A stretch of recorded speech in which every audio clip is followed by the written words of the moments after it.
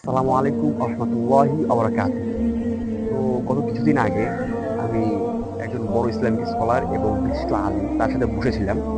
কথা বলতে বলতে তিনি আমাকে একটি সমীকরণ দেখান। হ্যাঁ, এই সমীকরণের মধ্যে গত মাসের একটি এমন বিষয় আছে যে গত মাসের 17 তারিখ থেকে নিয়ে 28 তারিখ পর্যন্ত এই 10 দিনের মধ্যে আমাদের পুরো বাংলাদেশে 273 জন মারা গেছে শুধু রোড অ্যাক্সিডেন্টে। হ্যাঁ, কেউ দেখা গেছে বাসে জার্নি করতেছে, অ্যাক্সিডেন্ট করছে।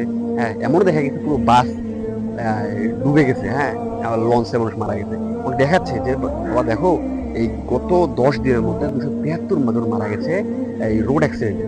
এই কারণে ভাই আমি আমার পেজে অনেক কয়টি ভিডিও করেছি, যে ভিডিওগুলো যানবাহনে চলাকালীন আমল, হ্যাঁ, কি আমল করলে এই অ্যাক্সিডেন্ট থেকে, রোড অ্যাক্সিডেন্ট থেকে হেফাজত হেফাজত থাকবেন, হ্যাঁ, সুরক্ষিত থাকবেন।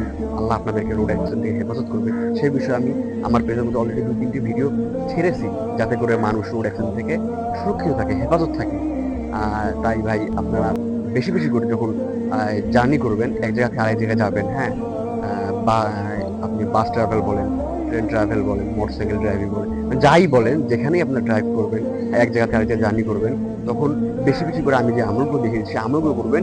ইনশাআল্লাহ আপনারা রোড অ্যাক্সিডেন্টের কবল থেকে হেফাজত থাকবেন, সুরক্ষিত থাকবেন।